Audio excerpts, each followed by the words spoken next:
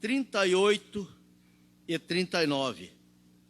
Então, eu convido os irmãos para abrirmos as nossas Bíblias em Ezequiel, no capítulo 38, e fazermos a leitura dos versículos 11 ao versículo 15. Ezequiel 38, versículo 11 a 15, nos diz assim. Sim, aí eu aviso. E dirás: subirei contra a terra das aldeias não muradas, subirei contra os que estão em repouso, que habitam seguro. Todos eles habitam sem muro e não têm ferrolhos nem portas, a fim de tomar o despojo e de arrebatar a presa e tornar a tua mão contra as terras desertas que agora se habitam, e contra o povo que se ajuntou dentre as nações, o qual tem gado e possessões e habita no meio da terra, Sebá e Dedã, e os moradores de Tarsis, e todos os seus leõezinhos te dirão: vens tu para tomar o despojo? Ajuntaste o teu rebanho para arrebatar a presa? Para levar a prata e o ouro? Para tomar o gado e as possessões? Para saquear grande despojo? Portanto, profetiza ao filho do homem e diz a Gogue: assim diz o Senhor Jeová: não o saberás naquele dia, quando o meu povo Israel habitar com segurança?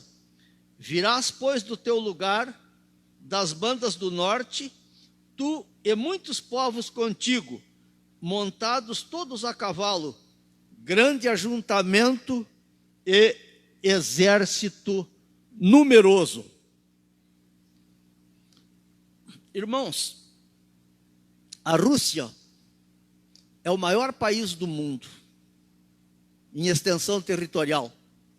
Ela possui 17 milhões e 100 mil quilômetros quadrados de território e é um país continental.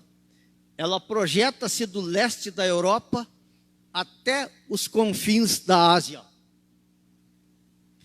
Poderia?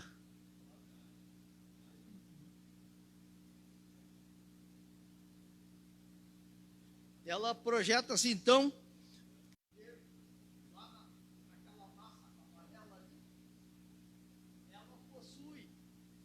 ela possui condições de ser o celeiro do mundo em alimentos de regiões frias, como trigo, cevada, centeio, aveia, batata, todos os tipos de tubérculos, e ter uma agropecuária pujante. Ela poderia alimentar o mundo todo, mas isso que implantou um regime inimigo de Deus, que perseguiu a igreja de Cristo, que matou milhões de servos do Senhor, que a justiça humana não tem condições de julgar, mas só Deus tem, e Deus já começou a puxar eles para o tribunal desse julgamento, porque o tribunal desse julgamento será nos montes de Israel, e Deus já colocou os 6 anzóis na garganta deles e já começou a puxá-los para os montes de Israel. Então, eles, por causa de todos esses pecados que cometeram e a inépcia governamental, eles não têm tido condições, muitas vezes, de alimentar nem seu próprio povo. Eles dependem de importações, como há poucos dias eles importaram do Brasil 300 milhões de dólares em carne suína. Então, mas enquanto eles têm um território muito fértil, com exceção dos territórios deles que ficam no Círculo Polar Ártico, aqui ao norte, no Atlântico, e a taiga siberiana que fica para leste, eles tem as terras mais férteis do mundo. E o seu subsolo, em contrapartida, todo ele é riquíssimo. E eles possuem todos os tipos de minerais, principalmente os minerais energéticos, que os tornam independentes em matéria de energia. E eles podem, com todo esse conjunto de coisas, se tornarem a maior hiperpotência do mundo em todas as áreas. Mas eles conseguiram um sucesso retumbante apenas na área militar. Os Estados Unidos, que é a nação que tem o maior arsenal nuclear do mundo, possui 7.800 ogivas nos seus arsenais, e eles possuem 6.000. Mas uma única bomba que eles têm, e que eles chamam de Satã, um nome bem sugestivo, pode destruir todo o planeta Terra numa explosão. Então, eles ainda continuam a serviço das trevas. E, apesar de todos esses conceitos, de todas essas realidades logísticas e geoeconômicas, eles poderiam, com tudo isso aí, eles poderiam ser a maior potência do mundo sem depender de ninguém e sem precisar agredir ou rapinar ninguém. Mas creio que, apesar disso, e talvez por isso mesmo, eles têm, desde os tempos dos czares, um plano de dominar o mundo todo. E esse plano, irmãos, sob o regime marxista, ele se tornou um planejamento de Estado. Ele foi estabelecido a conquista por etapas e com planos muito meticulosos e que até hoje estão sendo atualizados. Eu lembro que no tempo que Nikita Khrushchev, ele provocou a crise dos mísseis cubanos em 1962, quando ele tentou instalar uma base nuclear em Cuba, que atingiria Nova York em 3 minutos, e que quase deu a Terceira Guerra Mundial. Ele declarou no encerramento daquela crise que até 1966 o mundo todo seria dominado pela Rússia. Graças a Deus, isso não aconteceu. E essa ideologia infernal, ela caiu do poder há quase 30 anos, mas os projetos de dominação do mundo permanecem intactos. E eles começaram a execução agora, porque eles estabeleceram como primeiro ponto de partida para a conquista do mundo o domínio do Oriente Médio e todas as suas reservas petrolíferas. Por que isso? O Oriente Médio, irmãos, ele abastece 80% do petróleo do mundo. As nações importadoras de petróleo, elas compram 80% de suas importações do Oriente Médio. E as reservas petrolíferas do Oriente Médio são as mesmas da Rússia, é uma só. Elas iniciam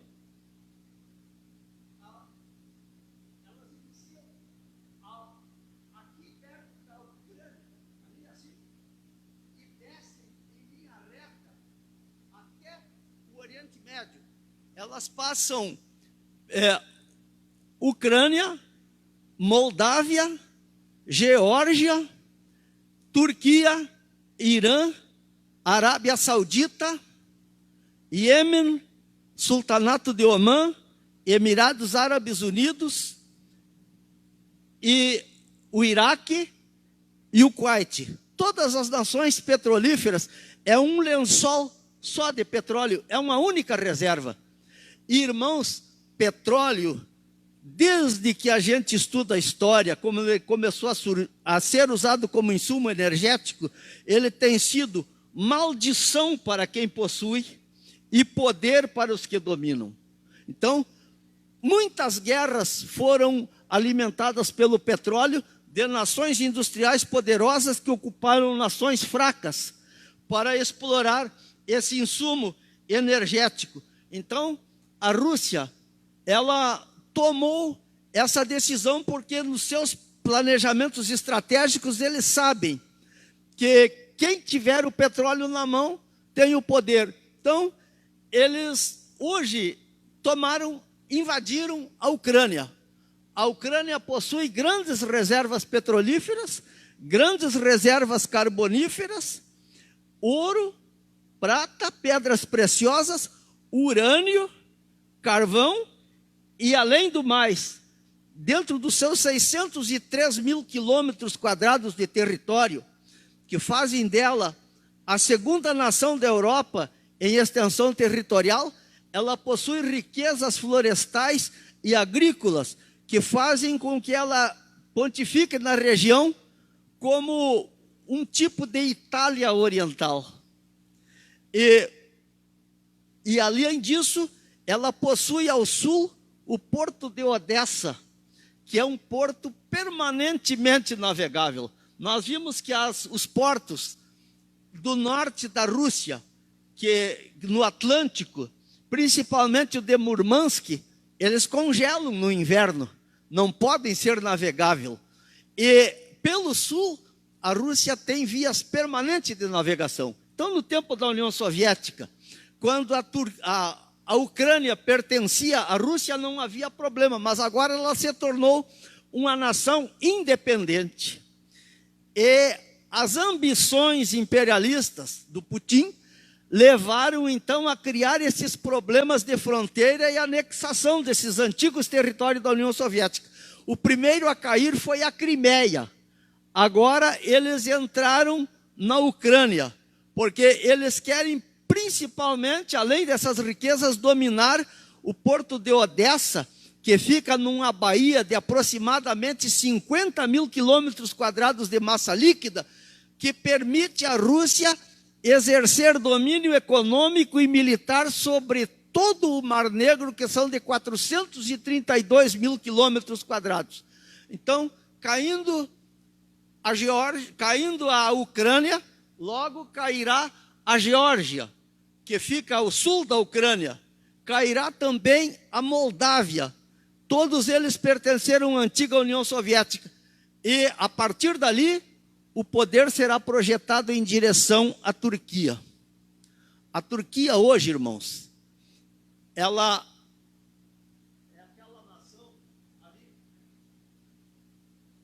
vermelha ali, minha mão está tremendo, mas dá para ver.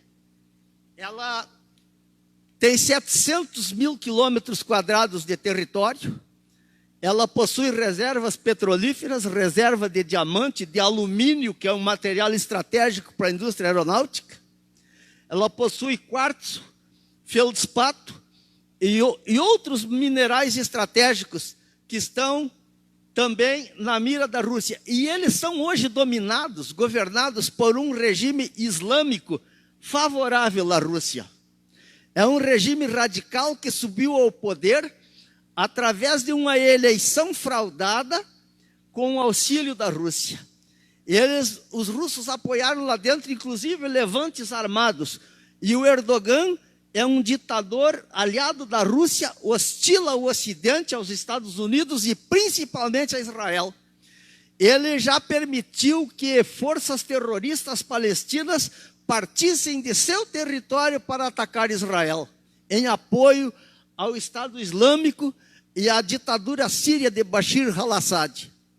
E, fazendo fronteira com a Turquia, está o Irã, com 1.648.000 quilômetros quadrados, a quarta maior reserva mundial de petróleo e o terceiro produtor mundial de petróleo.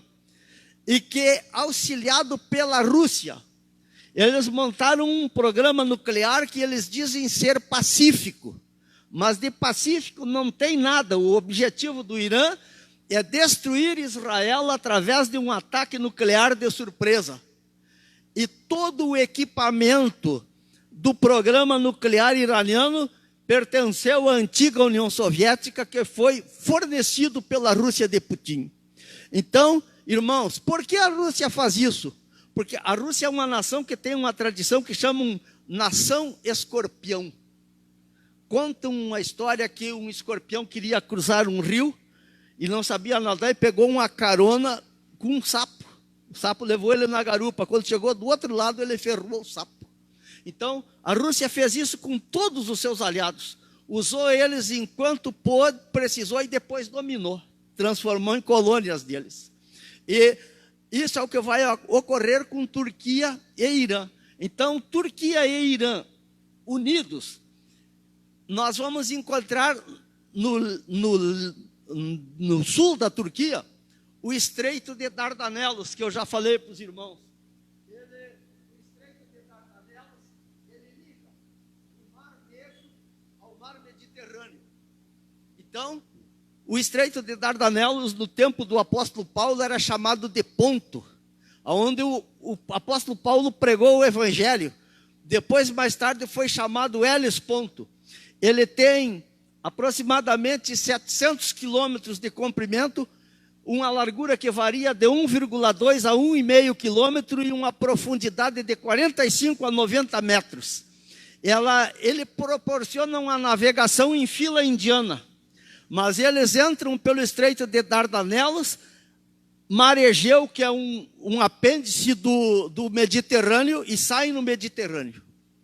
Então, eles podem projetar o poder econômico e militar através do Estreito de Dardanelos.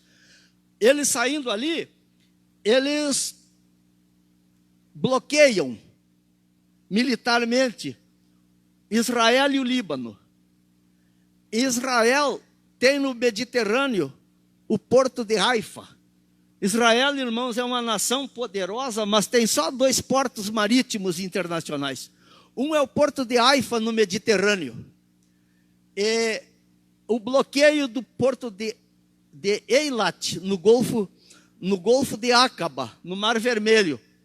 E a ameaça do bloqueio do porto de Haifa levou Israel a desencadear a Guerra dos 6 Dias em 1967, quando num ataque relâmpago, eles destruíram 35 bases aéreas dos árabes em 25 minutos, destruindo no chão 1.400 aviões MiG que não levantaram voo. Isso porque eles ameaçaram bloquear o porto de Haifa. Eilat já estava bloqueado. E aí o primeiro-ministro de Israel disse: nós estamos respirando só com um pulmão e temos que nos defender. E atacou. E venceu aquela guerra uma coligação de 12 nações, que formaram um contingente de 100 milhões de pessoas, habitantes, não soldados. E Israel, com 2 milhões e 600 mil habitantes, venceu eles em 6 dias, por causa da mão de Deus que continua com aquele povo. Então, sai no Golfo de Aden e no Oceano Índico. Isso a leste de Israel.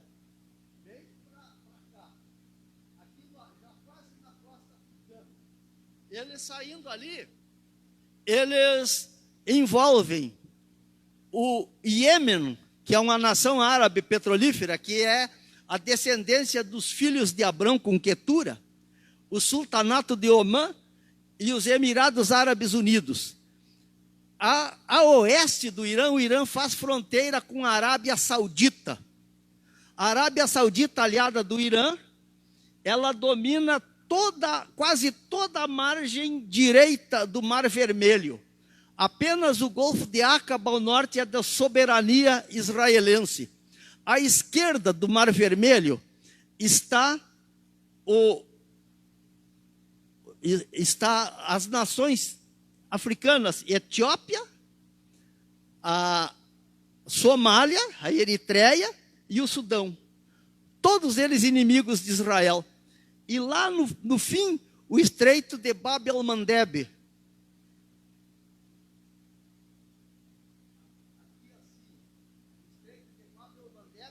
Que permite a comunicação de novo com o Oceano Índico. Então, irmãos, com essa aliança, a Rússia já está planejando colocar bases navais do Irã, do Golfo Pérsico, até o Estreito de Bab el-Mandeb. E aí o que vai ocorrer? Israel já está cercado pelo oeste, agora ele fica cercado pelo leste. A Rússia tem condições de estrangular o comércio de Israel, bloqueando essas 2 saídas de Israel. Mas não é só isso. Eles, continuando no seu projeto de domínio do mundo, eles vão se projetar para o sul, e através do leste, no Oceano Índico, eles vão tomar todo o continente africano pelo leste. Todas as nações a leste do continente africano vão cair na mão deles. Aí eles farão um contorno do Cabo da Boa Esperança, na África do Sul. Bem aqui, ali assim. E vão sair no Oceano Atlântico. O que significa isso, irmãos? O Ocidente, volto a repetir, queima 80% do seu petróleo saído dessa região. A rota comercial do petróleo é o Oceano Índico, o Cabo da Boa Esperança e o Atlântico Sul. Por quê? Na Guerra dos 6 Dias, antes da Guerra dos 6 Dias, os navios petroleiros abasteciam ali naquela região, saíam pelo Canal de Suez e já saíam direto na Europa. Com a Guerra dos 6 Dias, Israel fechou o Canal de Suez e eles tiveram que fazer toda essa rota. Então, para que isso aí fosse econômico, eles começaram a construir superpetroleiros que agora não cabem mais no Canal de Suez. E por isso, então, todo o petróleo faz essa rota: Índico, Cabo da Boa Esperança e Atlântico Sul, projetando o seu poder para o Ocidente, dentro do Mediterrâneo. A Rússia vai sair no Oceano Atlântico, pelo Estreito de Gibraltar, bem na divisa da Europa com a África. Então, saindo na África, a primeira coisa que cairá nas mãos dele será o petróleo. Novamente a maldição do petróleo. O petróleo da Argélia, da Nigéria e da Líbia. 3 nações inimigas de Israel.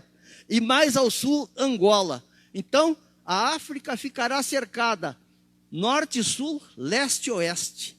Vai cair nas mãos da Rússia sem nenhuma resistência. Eles vão até achar que é bom, porque é um povo pobre, ignorante, fraco e explorado. Tudo vai cair nas mãos da Rússia. E aí, irmãos, a Rússia terá condições geoestratégicas de chantagear com todo mundo. Eles vão determinar quanto de petróleo uma nação pode consumir, o que pagar pelo que eles produzem, e o comércio internacional vai se tornar uma extorsão russa, como era na cortina de ferro no tempo da União Soviética. Então eles estarão com todas as condições de dominar o mundo. Economicamente, fazer todo mundo cair aos pés deles e exercer domínio total. Se nós for olhar os noticiários internacionais, nós vamos ver que o Putin, ele é contra a globalização. Todo mundo, o Putin é o único que... O Putin e o Bolsonaro são os únicos que mantêm a nacionalidade viva, o nacionalismo, eles defendem a nação. Putin não, irmãos. Ele é contra a globalização, essa que estão querendo nos impor, porque ele tem a globalização dele. Os analistas estratégicos internacionais, especialistas em economia, em produtividade, eles já estão chamando isso aí a globalização do Putin. Eles estão vendo o perigo que está cercando. Mas, irmãos, dentro de todo esse contexto, falta ainda uma coisa para eles ficarem totalmente donos de tudo. E que é tão importante quanto o petróleo, é a produção de adubos nitrogenados. O Brasil está na dependência deles para fornecimento de adubos nitrogenados. Só que eles não detêm uma reserva assim de adubos nitrogenados espantosa. Essa reserva, irmãos, ela está em Israel, dentro do Mar Morto. O Mar Morto, irmãos, ele tem nas margens do Mar Morto 1 trilhão de toneladas de potássia, avaliado nos anos 70. 1 trilhão de toneladas de potássia que dá para ajuntar sem cavucar. Só se abaixar e pegar na flor da terra. A gente pisa em cima quando está andando na beira do Mar Morto. E eles sabem disso. E é por isso que eles querem pegar Israel também. Eles odeiam Israel há muitos anos.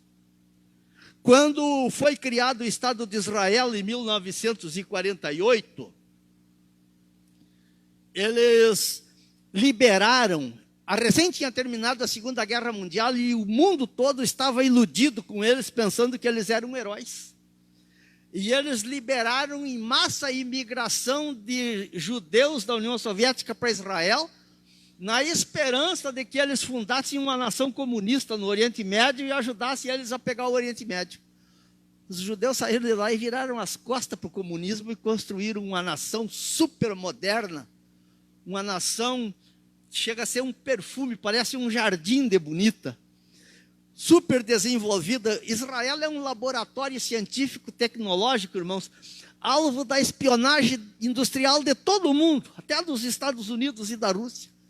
Eles fazem coisas lá que, só pelo que eles estão fazendo, a gente vê que eles são um povo de Deus, um povo diferenciado, abençoado por Deus. E eles querem pegar isso aí.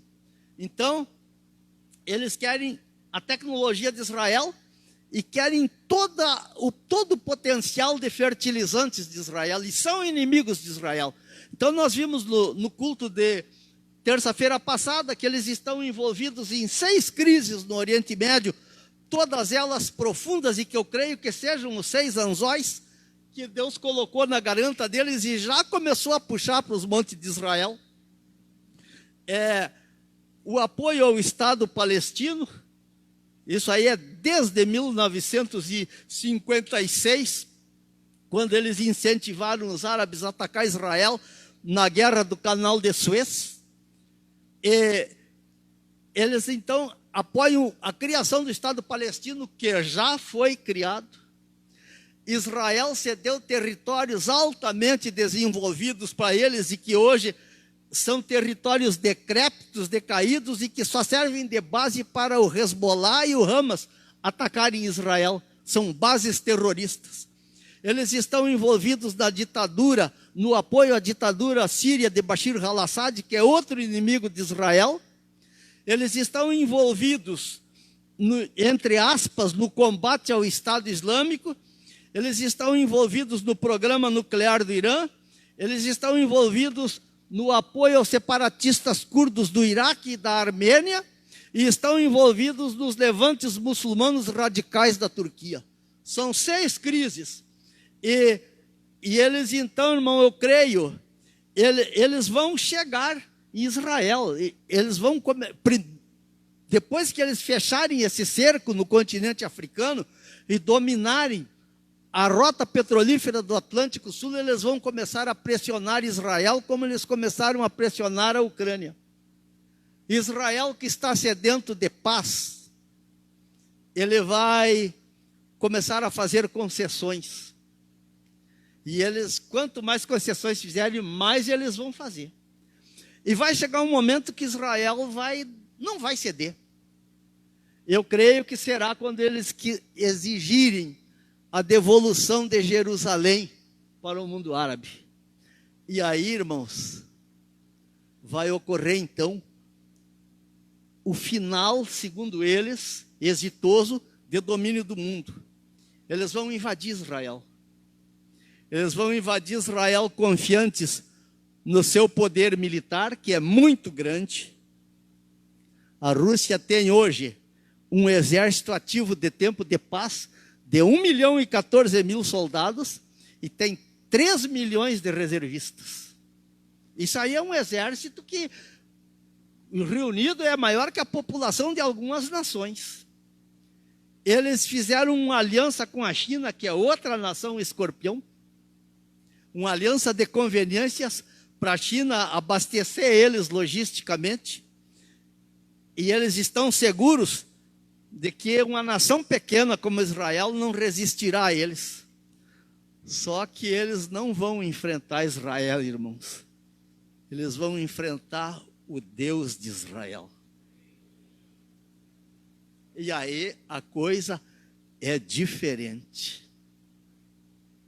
Então, esse movimento militar todo que está ocorrendo lá, e que eles já estão encontrando grandes dificuldades na Ucrânia.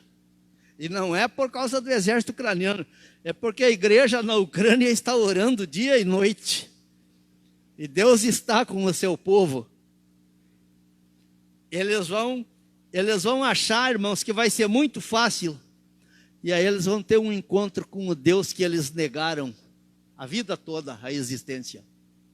Irmãos, Deus, quando dá alguma coisa para alguém, Deus sempre dá o melhor. Deus não dá porcaria para ninguém. Tudo que Deus te dá é o melhor. Deus te deu a melhor esposa do mundo, te deu o melhor esposo do mundo, te deu o melhor emprego do mundo. Tudo que Deus te deu, Ele te deu o melhor, porque tu é filho dEle. E até para os animais Deus dá o melhor. Deus convida as aves de rapina, os corvos, as feras da terra, para irem nos montes de Israel, na mesa que Deus serviu para ele, comer a carne e o sangue dos poderosos, dos príncipes da terra, daqueles que causaram terror na terra dos viventes, dos que se têm por poderosos. Deus chamou os corvos para se alimentar deles. Em 1984, eu fazia a faculdade de geografia e estudava geografia agrária. E nós estudávamos o equilíbrio ecológico dos ambientes. Então, nós estudamos que Israel estava apavorado com a praga de corvos que estava ocorrendo lá. Um corvo, ele choca um casal de filhos por ano. Em Israel, eles estavam chocando 4 e todos eles sobreviviam.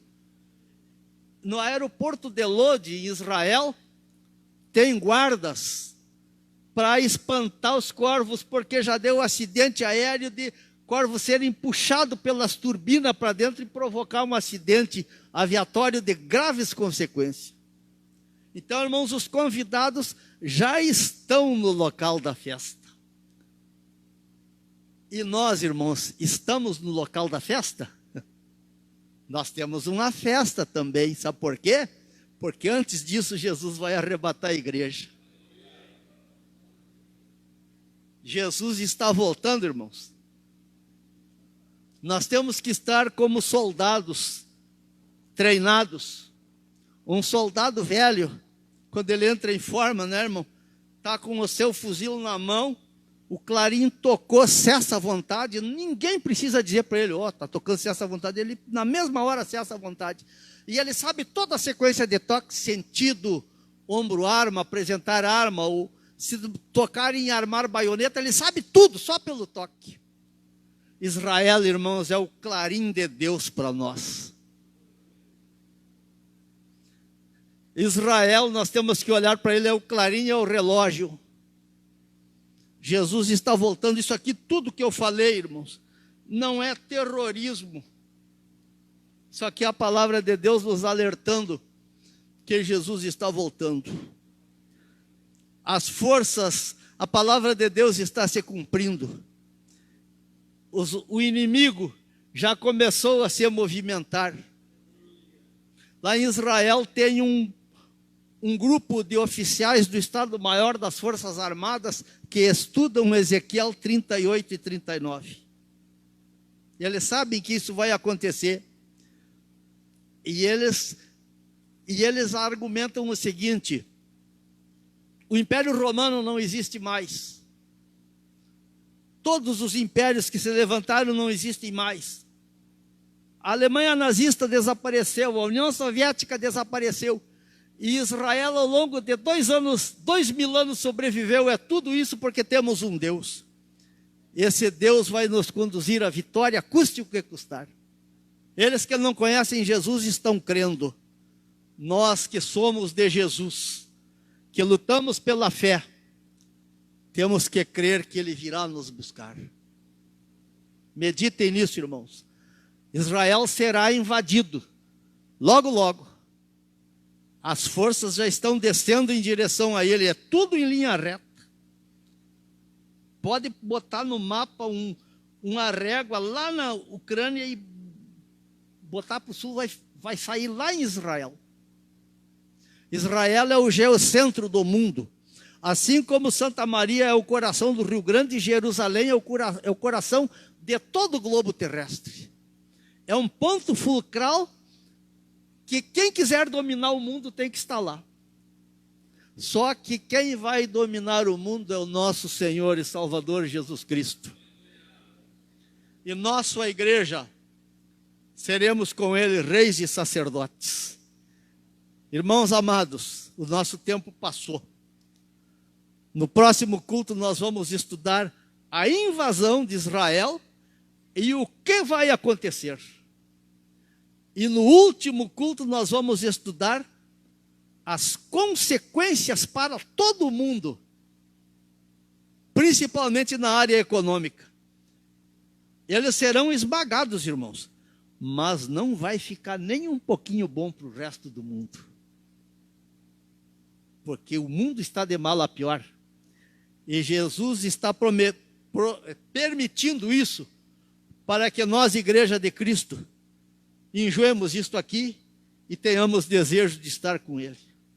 Esta peregrinação aqui é áspera. Eu não tenho mais alegria de estar no mundo. Eu quero estar com Jesus. Não quero morrer, eu amo a vida. Já que Ele vem logo, e eu pertenço à geração, segundo os dizem, que não vai ter despesa com funeral, quero subir com Ele. O apóstolo Paulo disse no capítulo 15 de 1 Coríntios, eis aqui vos digo um mistério, nem todos dormiremos, mas todos seremos transformados num abrir e num fechar de olhos. Se Ele quiser que eu não seja um dos que esteja dormindo, tudo bem, eu aceito. E se quiser me levar, também aceito, não tem problema. Sei para onde eu vou. Deus abençoe os irmãos, em nome de Jesus. Amém.